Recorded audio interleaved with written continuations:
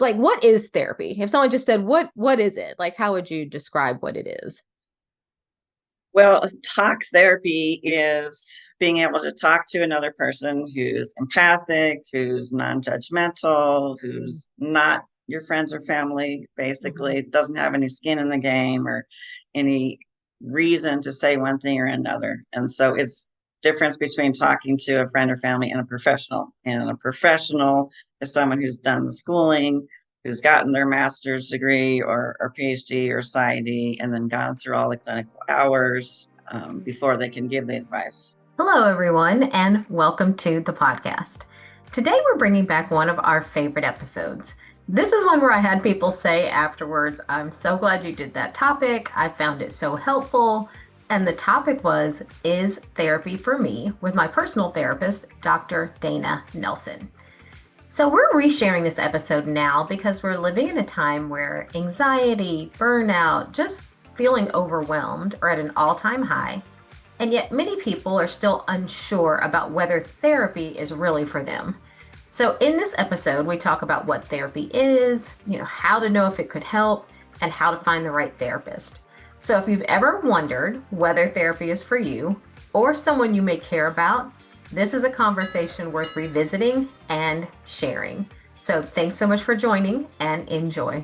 Thank you all so much for joining today's podcast. As you all know, one of my favorite things to do on this podcast is to introduce you to people who I love, who have helped me in important ways. And Dayna, you are definitely one of those people.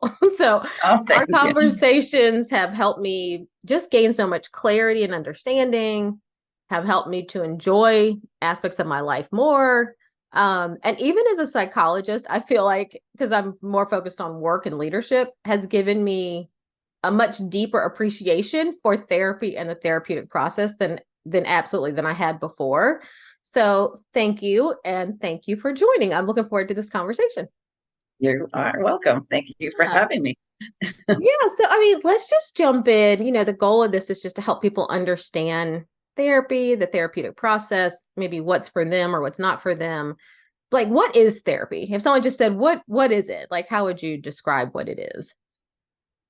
Well, talk therapy is being able to talk to another person who's empathic, who's non-judgmental, who's not your friends or family, Mhm. basically doesn't have any skin in the game or any reason to say one thing or another. And so it's difference between talking to a friend or family and a professional. And a professional is someone who's done the schooling, who's gotten their master's degree or PhD or PsyD, and then gone through all the clinical hours before they can give the advice. So, like for example, a master's level LPC or MFT or LCSW has gone through their 2 years of coursework, and then they've gone through at least 3,000 hours of supervised clinical experience.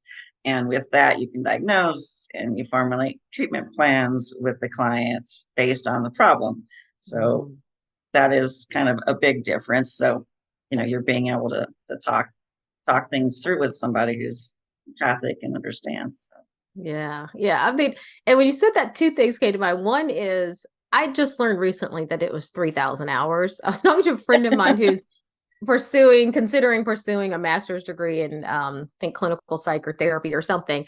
And I could not believe it was that. I mean, that is significant. That's like, what, over a year? Like how long? That's a couple of years, Well, probably.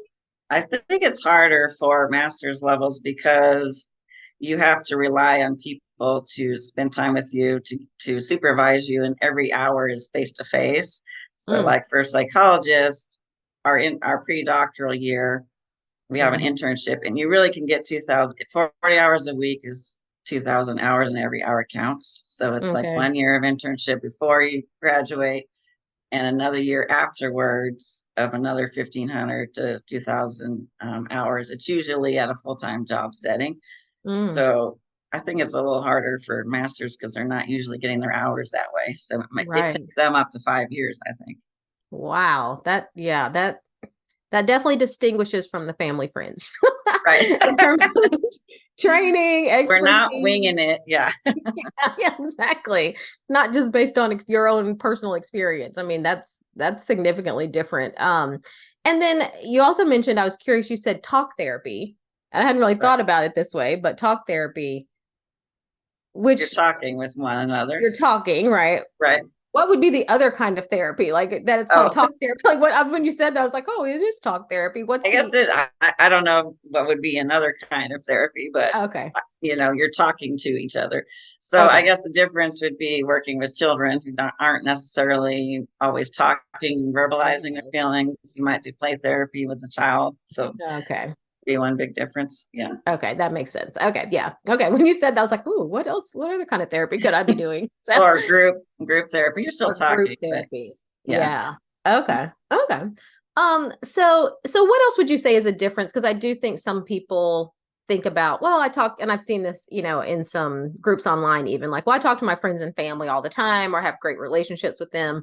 Certainly, one difference is the training aspect that went into it. Like, what do you think is the real difference between just talking to a kind of a trained therapist versus conversations we might have with our family and friends about things as well?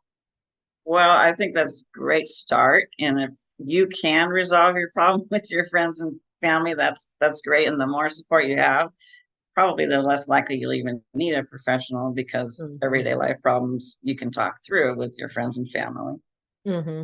But if it gets to be significant or at a clinical level, they probably aren't going to be able to help you enough. So it's when you get to that point, well, I've exhausted my resources. I don't know what to do.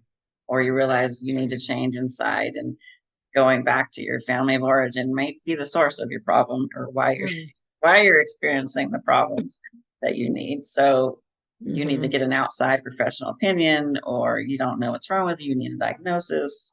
Let's say you're really depressed, you can't get out of bed. You know, your family may not be able to fit to help that if it's a clinical level. You Right. need, you might need medication. You might need to really get perspective from a professional. And so, Mm-hmm. if your level of pathology, the higher the pathology, the more likely you need a professional help Mm-hmm. Mm-hmm. and maybe even medication.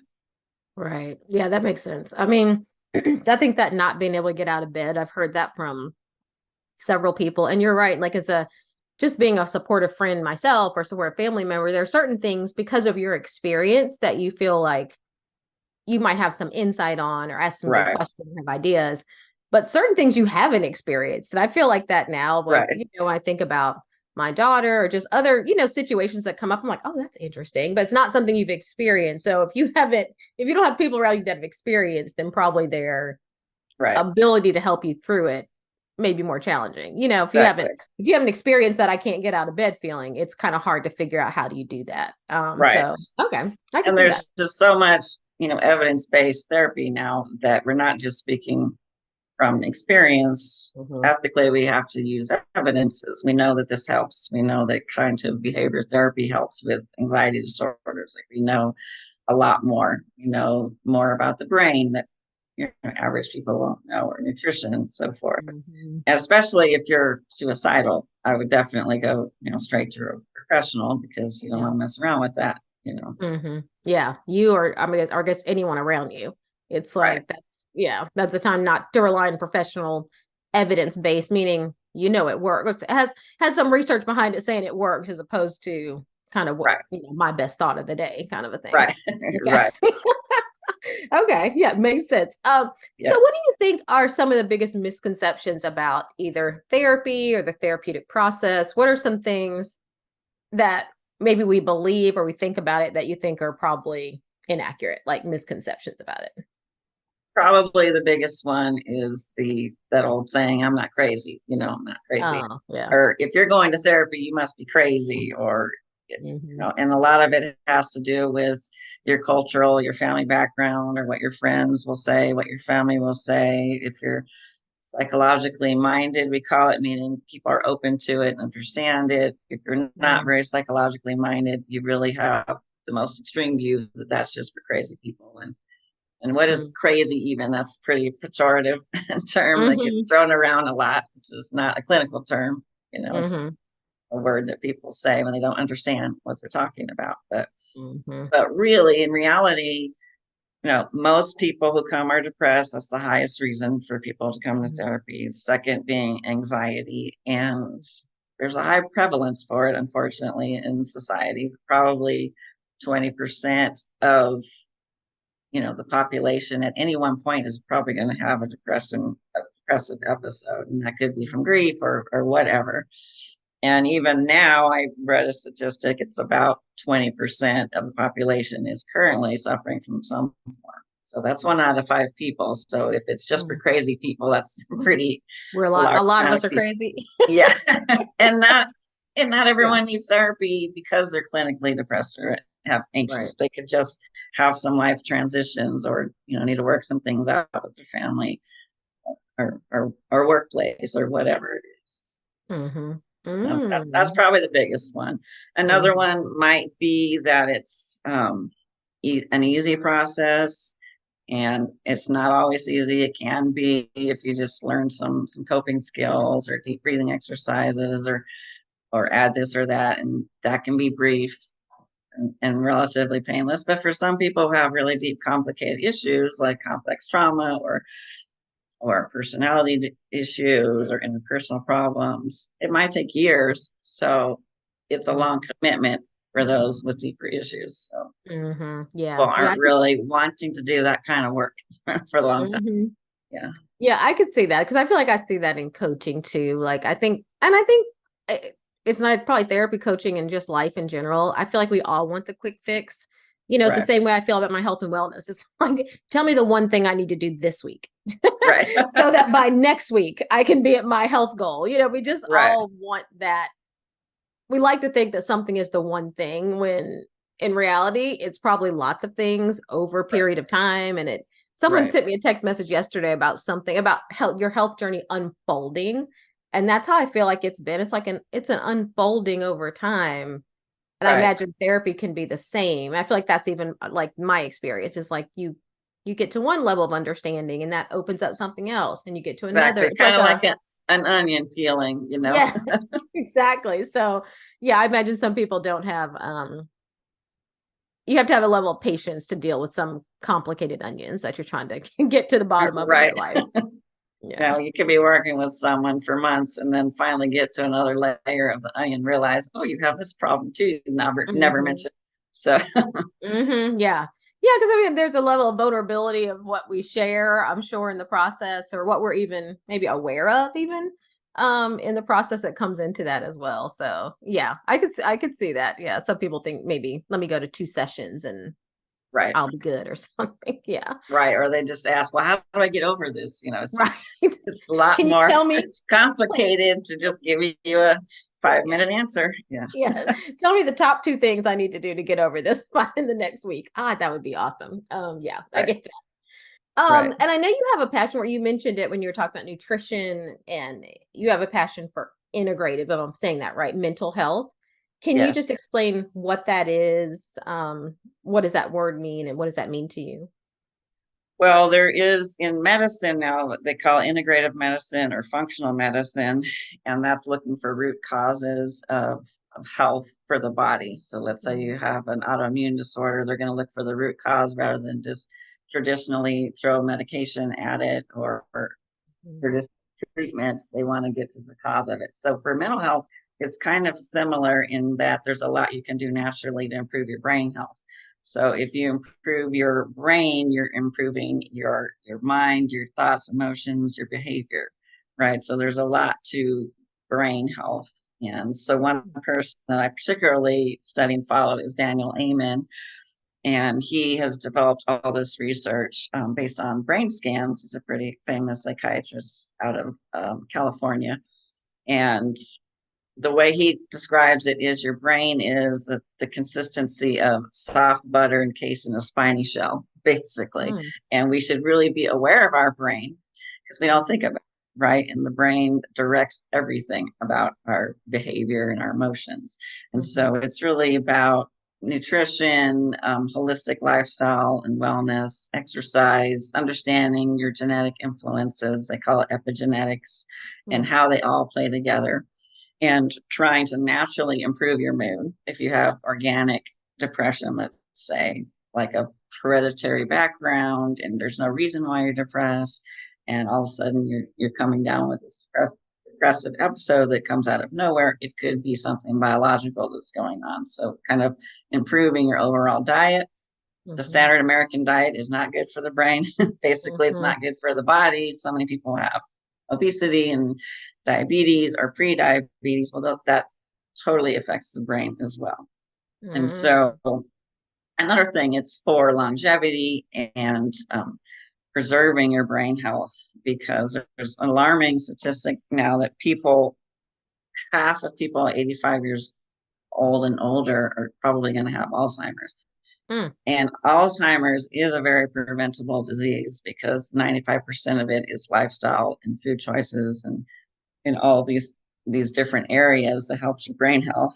But Wow. the markers start 20, 30 years in advance. So when someone's manifesting cognitive decline in an overt way, it's been in the making for 30 years. And so the work Mm-hmm. is really in preventing it. Once you get to that point, it's hard. You might be able to slow it down or slow its progression, but you're not going to be able to cure it when you're already advanced. If that makes sense. So Mm-hmm. how you're improving that. And you can minimize medication if you're living this way. And Mm-hmm. so it's looking at what Dr. Amen calls 4 circles, and it's biological factors, epigenetics, nutrition, exercise, any disease that you need to cure. There are psychological factors, and that's your thought processes, like Mm-hmm. irrational thoughts. If you have past traumas, healing those traumas, or family dynamics, interpersonal skills. And then social circle would be your relationships and improving your relationships with your loved ones or work relationships or goals for finance and family and friends, all of those things, improving those and connection to people and the world. These are all scientifically proven to improve the brain. So, and then the last one is spiritual, and improving your spiritual life if you have a faith. If you don't have a faith, then it's really knowing your why and meaning and purpose for life. Those are all important things for brain health and longevity. Mm. So those are areas that I try to help people with. Wow. Yeah. I mean, I don't know if other people listening did this, but when you said 30, you said 85 and you said 30, 35 years before that, I'm like doing the math in my mind. It's like that's just another reminder on why just our overall health is so important. Our, Right. like you said, physical health, mental health, our social support. I mean, yeah, that's surprising. I don't know if I realized that so much of Alzheimer's could be prevented It by is. There is just one exercise. gene, but that's, and if you found out you had a gene, um, you can do a lot to mitigate that. You just have to be Mhm. more strict on your diet. Kind of like, okay, you have a trait for celiac, you're going to have to, or you have celiac disease, you're not going to be able to eat gluten. It's the same Mhm. kind of thing. If you have the gene, you just have to be strict about it. Or if you have Right. diabetes, you're going to have to be strict about it. But Mhm. most of us can prevent it. So, Wow. and Okay. they're That's calling Alzheimer's type 3 diabetes now because there's a lot of similarities to how your brain is metabolizing food and insulin. wow. Okay, that's really interesting. Yeah, that's just another reason for us all to be thinking about our holistic health for Right, sure. Um, and I know I've learned that myself just in small and big ways. In terms of how I feel physically is tied to my mood. Like right, it's just a reminder of how we're integrated beings. We're not like mental beings or physical right. beings or spiritual beings. No, we're spiritual beings with all these different experiences. And I mean, I feel like this integrated approach to mental health, to physical health, when I think about generations, I feel like it's more of a newer focus. Like, I mean, I feel like I hear it now. I don't know if I heard it a lot growing up necessarily. No, I mean, it really is a recent phenomenon. I even just kind of discovered it and started learning about 5 years ago. It didn't Mhm. exist when I was in school 20 years ago, and didn't have any learning about nutrition when I was in grad school. So I had to self-discover all this stuff, and research is just, developing over it. So, In those areas. Okay, yeah. I mean, and I feel like I know I think about my daughter, her friends, and just younger generations, I feel like because of maybe they grew up with more understanding of some of this, they're maybe a bit more attuned to their kind of this integrated nature Right. of, eating and physical health and nutrition and emotional health, etc. But do you also see that show up in therapy? Do you see generational differences in people's approach to therapy or their willingness to be in the therapeutic process? Like, I feel like it's something newer for my generation, but I don't know. Right. That may just be the people I'm around. I'm not sure. Like, do you see a difference in that? I think it's definitely more widely accepted now for the younger generation. So Mhm. there's less stigmas, about it. Older people are less likely to be psychologically minded, but it's really I think the biggest difference is whatever their the lifespan, there's different issues that they're going through. So, if Mm, children are there, they're going to be brought there by their parents because of a problem. If you're a teenager, you might be dealing with peer issues or your dynamics with your family and or you're first manifesting a depressive episode for the first time or you have social anxiety or so they're going to be dealing with all the things that are within that lifespan or their season of life. Young mhm, adults will be dealing with finding their identity and what they want to do with their life and discovering who they are, and their relationships is a big focus. Same with college mm, students. And then people in their midlife are dealing with family issues and their marital conflicts, and mhm. then they're a parent, they're dealing with their child problems and Yeah. so forth. And seniors I've had the fortunate experience to really work across the lifespan. I was a Mhm. child psychologist most of my career for 20 years, and then I also have other experience with I worked at nursing homes for a year, so I got to see the other end of the spectrum. Yeah. And they really are focused on reflecting on their life and reminiscing and making sense of their life Mm, and towards the end of their life and the meaning. So they have a different perspective. In my mm. practice, when I see seniors, they tend to want to get it over quickly. They're not Okay. into, I don't want to spend, the next 2 years in therapy. So they might have some grief or they might have some issues. They want to kind of figure it out and move on because they've already got their resources or they're set in their ways. So Mm-hmm. Mm-hmm. Okay. I mean, do work things in that lifespan? Do you hear work situations? Are people bringing work situations to therapy as well? Like, do you hear a lot about work or? I do hear a lot about work when I work with professionals, particularly because that's a big part of their life, especially males.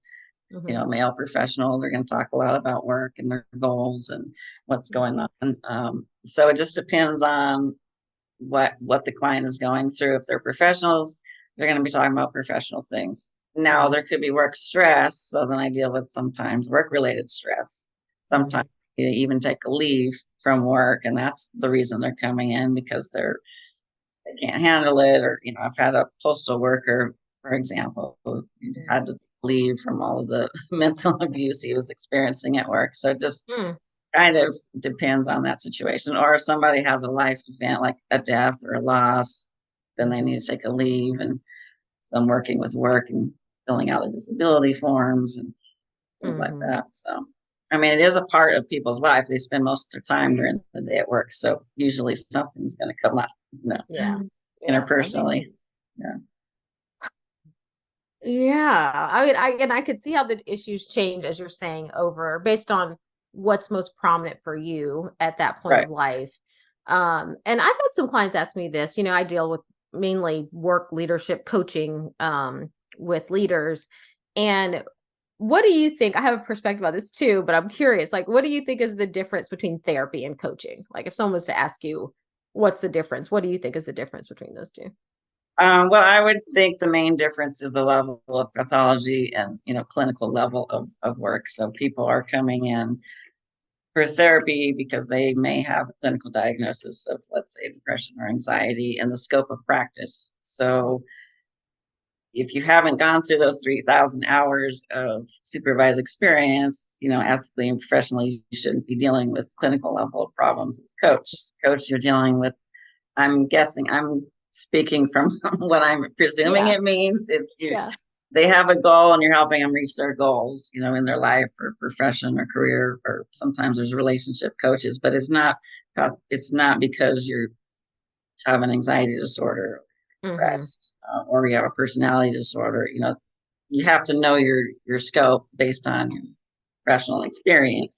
Mm-hmm. So, like, you have a PhD in org psych, right? And Mm-hmm. so you could have gotten your internships and become a psychologist, but that's Mm-hmm. probably a difference. So you're focused on work and Mm-hmm. dynamics of the organization Mm-hmm.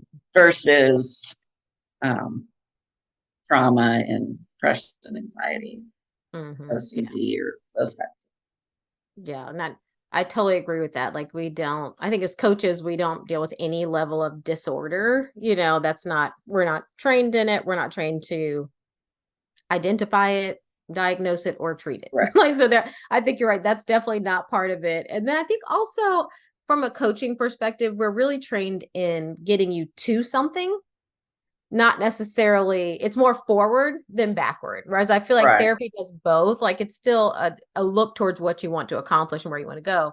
But there's Right. also a piece of looking back to see, okay, what from my history relates to this? And, how do I deal with maybe even more situations, experiences, traumas, whatever it is in the past, and how does that impact today? Right. Whereas coaching is much more today forward. It's like, okay, you're Right. here, you want to get Where do you there. want to be? Yeah. Yeah, let's talk about some strategies to get you there. So we kind of go, you might dip into the history to learn lessons learned, but the vast majority of the time, 90% of the time is really on where do you go from here to there. So I agree Right. with you. Yeah, it's definitely not disorders, and it's much more about the goal setting and how do you get to a goal than it is anything else, and certainly not the history. And I would think we do a fair amount of coaching also in therapy. So Mm-hmm.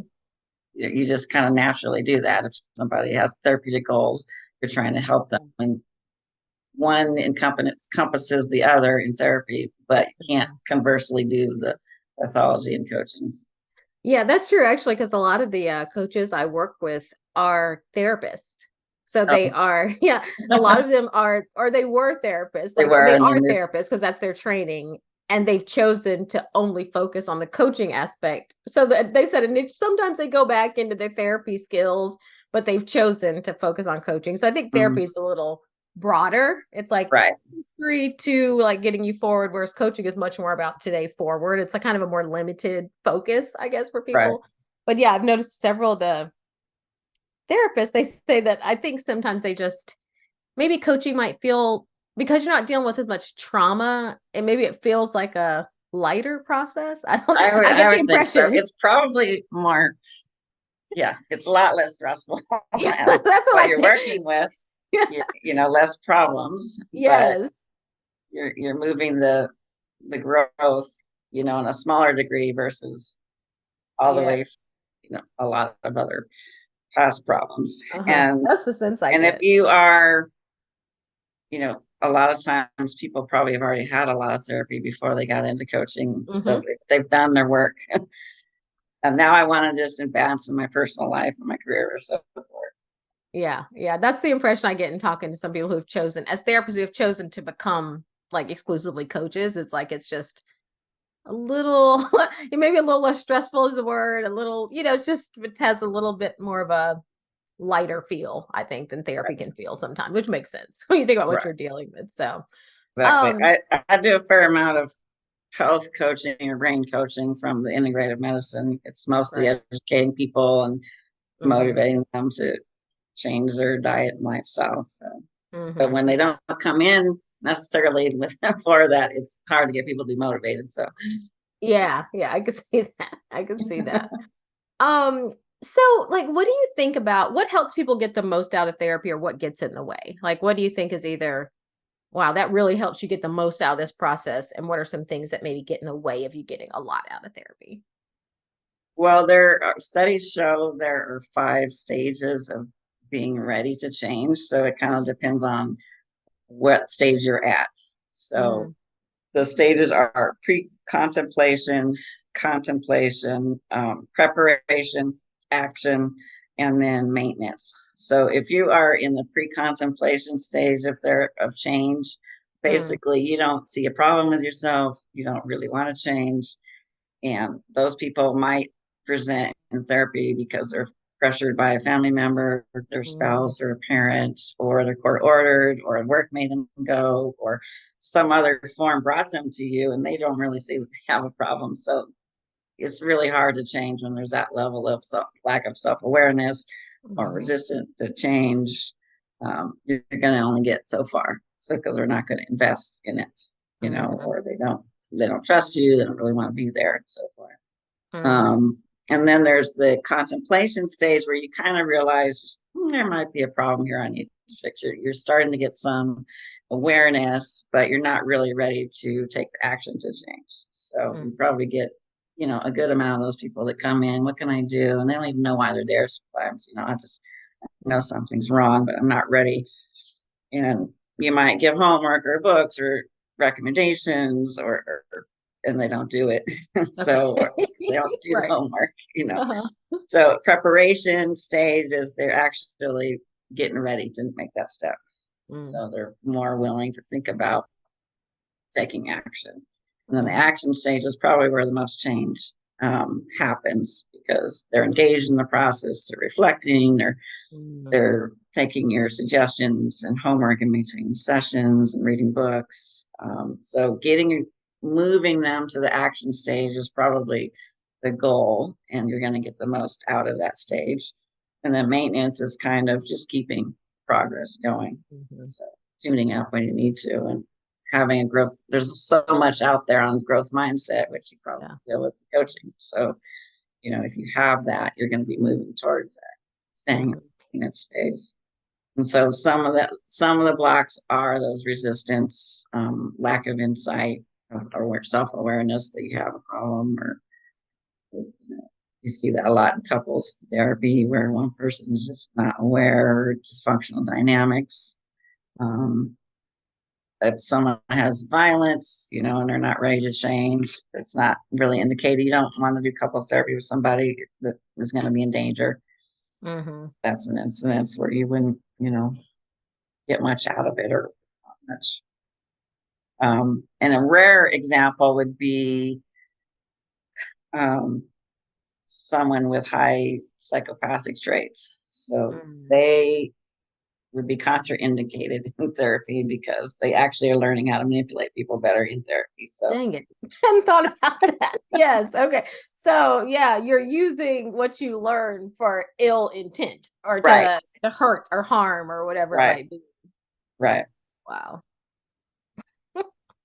Yeah, that makes sense. And I mean, so like, what do you think if so, let's say when you're thinking about, we are talking about those stages, I was thinking, yeah, there probably are either, let's say, a couple where one is in action, one's in pre-contemplative, or right, maybe you're a parent or, a friend or something, and you may outside in, you see something that you're like, I think they should go, and they maybe right, aren't there yet. right. Like, is it still helpful to go? Like, what do you recommend people do? Like, do people have to get there on their own? Does therapy help you get there? Like, what's your thoughts on if It's someone, a first step of awareness. So if okay. they come to you Hmm. for therapy, then you meet them where they're at, and Okay.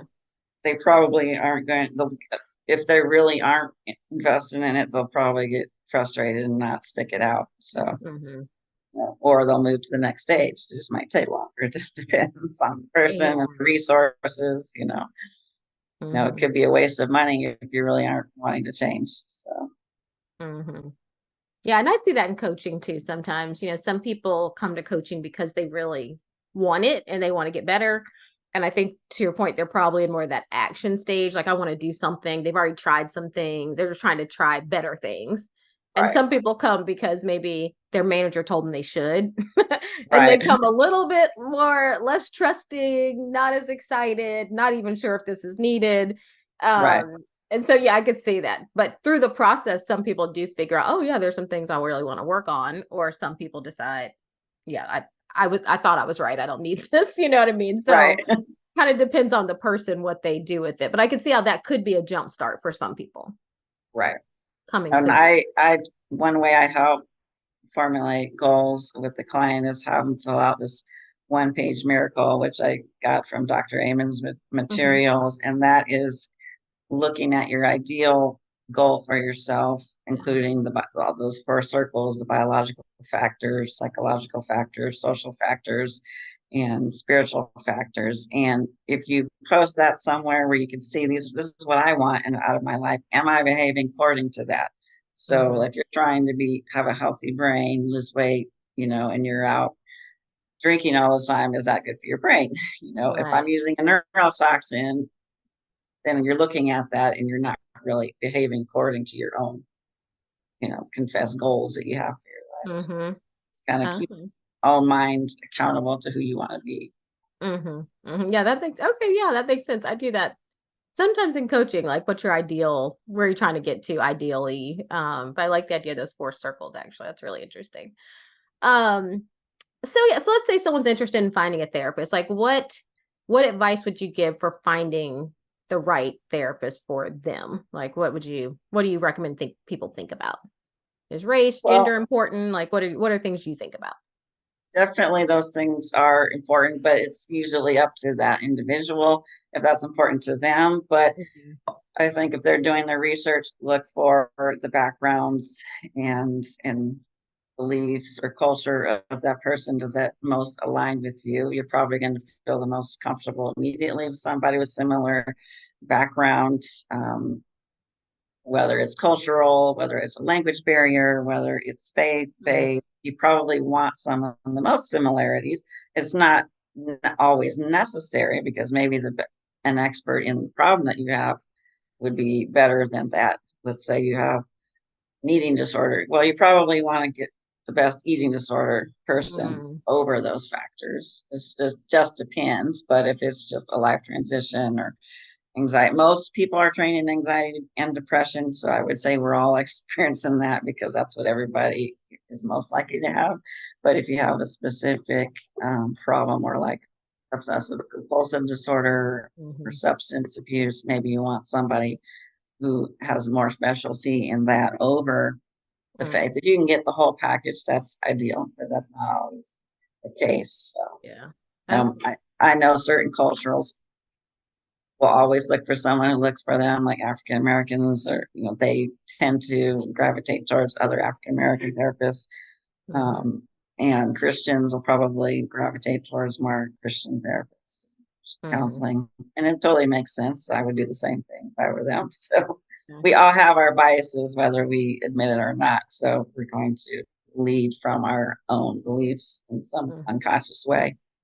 Mhm. Okay. Yeah. Because I mean, I know that was one of the things that was important to me. I think that was the most important thing. Is was like I have to find someone who's Christian because that base like I base my life on that. So it's like I have to Right, have someone who understands that and right, gives advice or ideas within that context. right. For me. So what do you think is like faith? I know you have a specialty in that. Like what is faith-based counseling? Like what does that mean to you if someone was looking for that? Well, for me particularly, I have a Christian background. So if they want biblical counseling or faith based counseling, I will counsel them from that perspective. So, Mhm. if there's a spiritual matter or a verse that might um, be helpful for them to memorize, working on their identity of who they are, Mhm. those are tremendously helpful. And studies show that faith based counseling is very effective in the outcome studies, even more so than traditional secular counseling if you have a faith. So, I look at it as they tend to get better quicker if they're really utilizing their faith. So, and Mm. this world is going in many different directions. So, being grounded in that Mhm. is really, really helpful. So, if somebody has a different faith, I'll meet them where they are, help them explore in that. Or if they have no faith, then that's fine too. I see all different types of people. I work with Hindus and Muslims, and we work just fine. But we did have some commonality in that we had a belief in something, or some higher power, moral compass. So, Mhm. kind of meeting them where they are. But Mhm.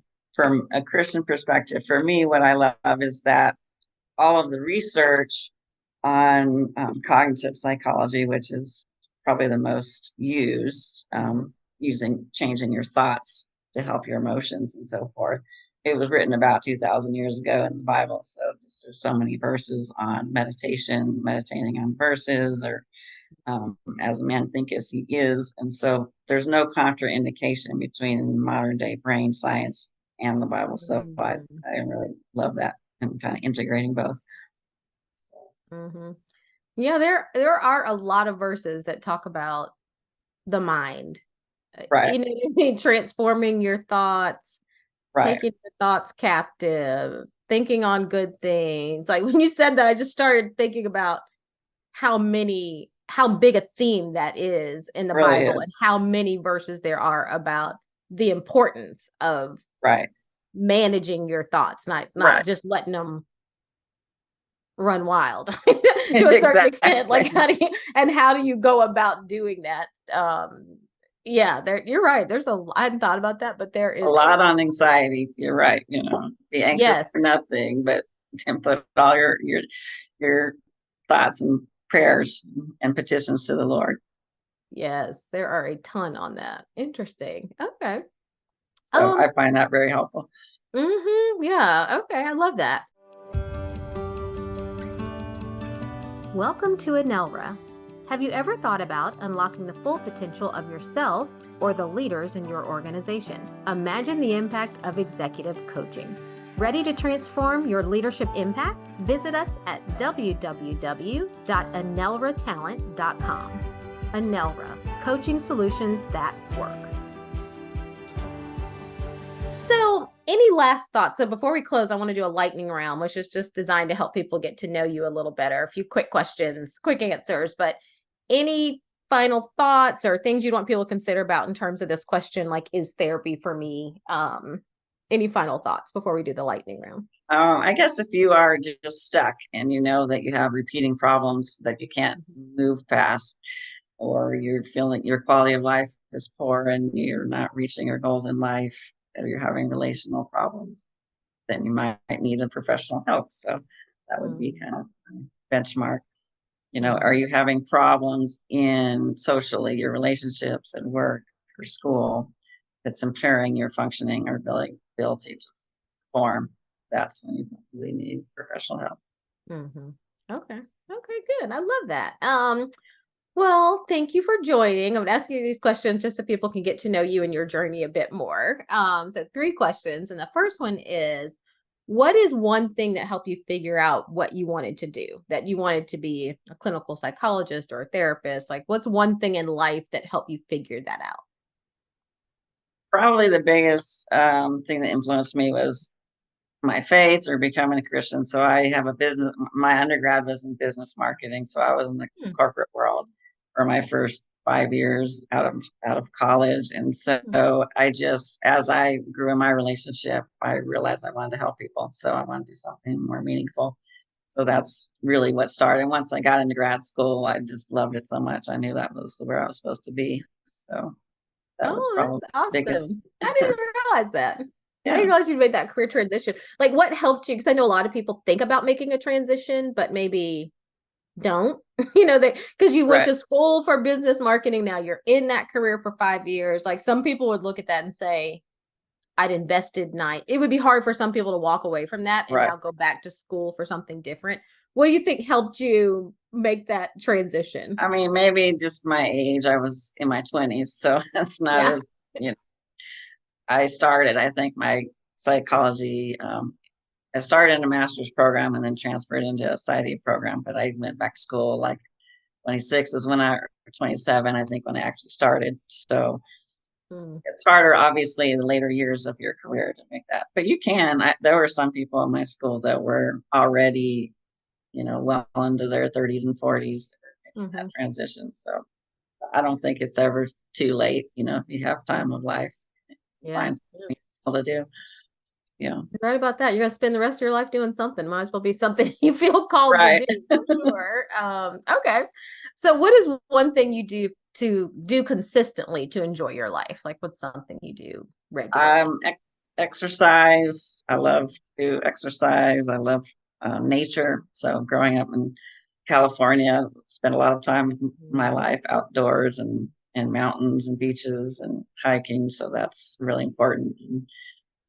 I think that's important for most people because studies show that even for depression, that taking exercise in nature is just as effective as an antidepressant. So to me, Mm. that's really important. I don't always have time, and it's hard to find here in Dallas, but just Yeah. making an effort to go like the Arboretum or a nature trail or things like that. Really, I really enjoy spending time Wow. with family. That's a Mhm. big priority of mine. My church involvement, that's a big priority of mine. Yeah. Wow. I don't know if I knew it was that. I knew it was important, like this kind of outside activity, how important it was to your mental health, but as effective as an antidepressant is pretty effective. So yeah, getting Japanese outside. call it forest bathing, so Oh, do they? they recommend people go take walks in the woods, and it's kind of healing to the mind. So I would definitely Ooh, I leave love that. that. I love that. Okay. And then last question, what is a word of wisdom or a piece of advice that you live by? Let's see, word of wisdom. I would say live your life, like be mindful of your brain, Mm, going back to the integrative medicine, be aware of those four circles: the biological factors, psychological factors, social, and spiritual factors for your overall quality of life. If you improve your brain, you're going to live longer, you're going to live happier, you're going to have better relationships. So be mm. mindful of those things. Yeah, and I mean, and I feel like that's something we could all do. Like I'm already envisioning my circles, like kind of these circles of biological, spiritual, social, psychological. Did I get those right? Are those the four Yes, circles? Okay, or spiritual was the last one. Yeah. okay. And just figuring out where am I today and what ideal would look like, and then figuring out where do I want to focus going forward, whether that's therapy or whatever it's going to help me get there. Just being mindful of that and aware of that, I think could be really, really helpful. I love that. So, Right. And that's how you're going to love your life, basically. yes, yeah, absolutely. I love that. So, well, thank you so much for joining. This has been so fun. Thank you all for joining today's conversation. As always, you'll see more information about Dr. Nelson in the show notes. But you can find me on Instagram at Arlene_Pace_Green. I appreciate you all joining and be well. Thanks for listening to the Work Well, Live Well podcast. If you're ready to grow as a leader or as an organization, head to enelratalent.com. That's ENELRA talent.com to learn how we can support you. Like what you heard? Follow or review the show so you don't miss what's next.